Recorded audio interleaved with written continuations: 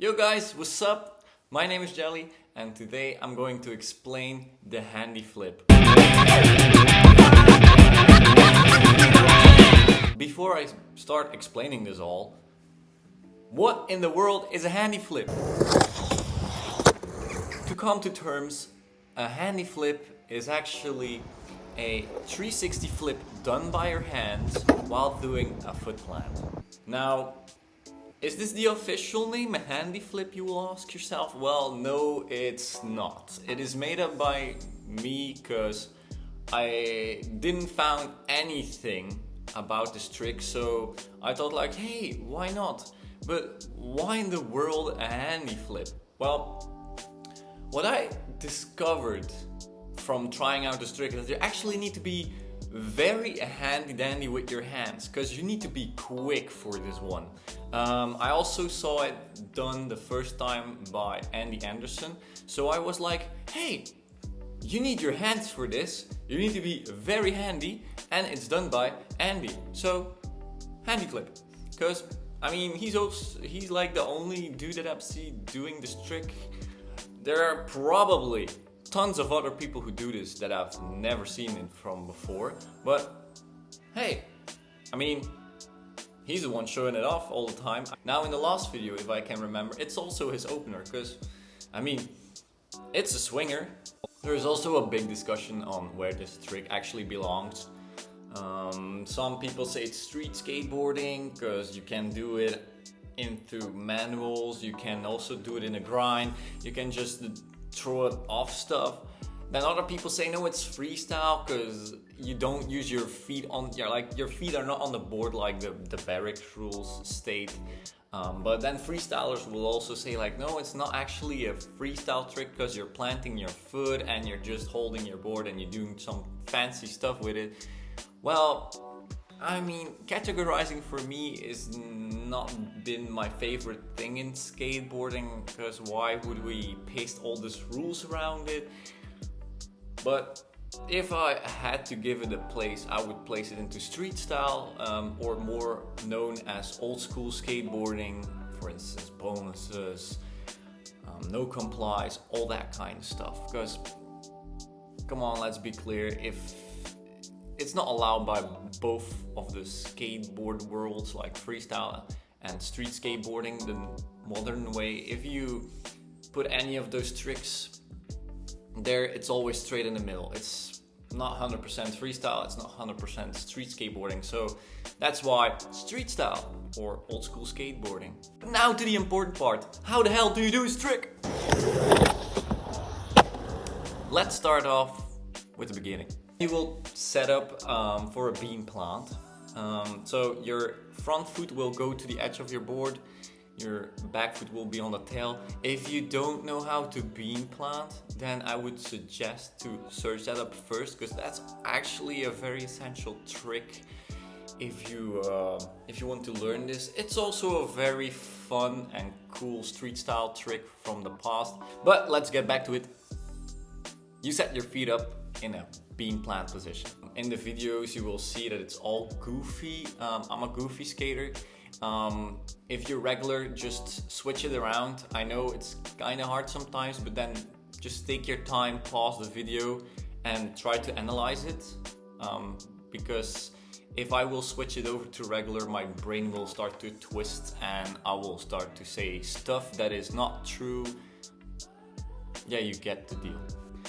So you're in that position, you pick your front hand, you reach down to your board, and once you have a hold on that board, you start slipping off that front foot.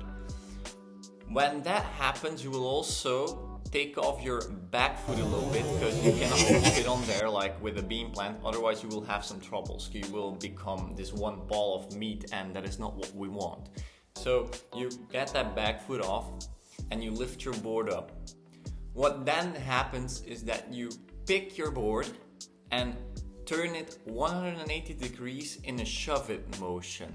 Not in the front shove it, because that's clockwise, we want it counterclockwise. So your tail has to go counterclockwise.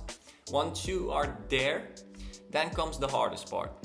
You will need to flip the board, but catch it with your hand again upside down. And this fly is really annoying me. Where the hell do you come from? It's the middle of October. Okay, got rid of the fly first. So let's get back to it.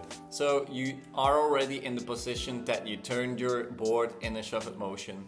But then comes the most and important and also hardest part is to flip the board but catch it back again with the same hand but upside down.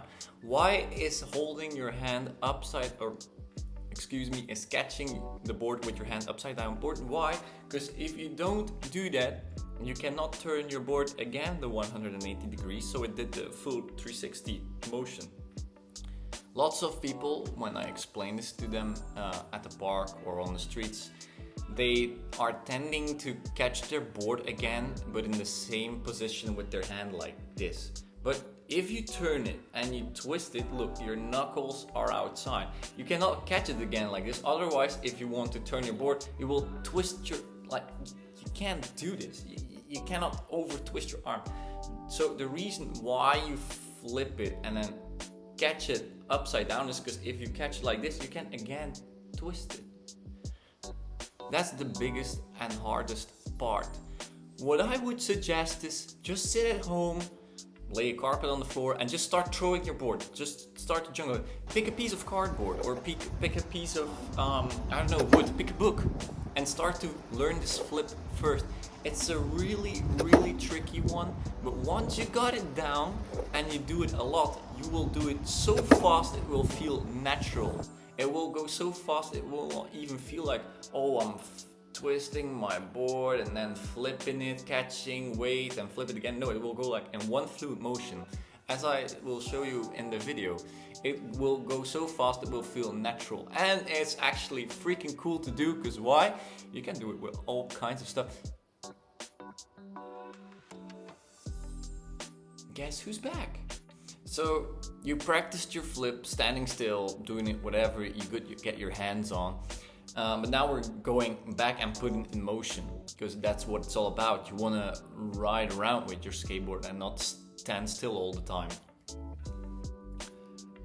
When I do this trick, so I slide off my front foot, I do the plant, I do the flip. While I'm doing the flip I'm putting on an extra hop. What I mean with this hop is I put my front foot on the ground, I do the flip, and while I'm doing the flip I jump with this foot again, land, and then normally my board is in the right position and then I jump onto it. Why do I do this? Because if you're going with speed, when you step off, you cut off that speed immediately, because it's like a brake. So you step off, you say, I don't want to move anymore now because I want to get this board in the air with my hand. Your body will not just like instant stop. Your body will still be in that moving motion. That's why I do the hop, because you want to keep on moving. If you would plant your foot down and do the flip and jump directly back on it, that's also possible, but then you need to be very quick. I am not at that point yet that I can do it like that, because I'm still not fast enough, so I need to do this actually more and more.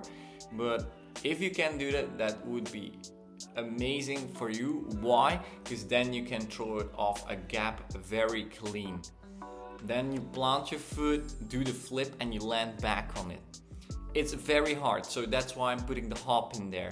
I see people do the hop, I see people not do the hop.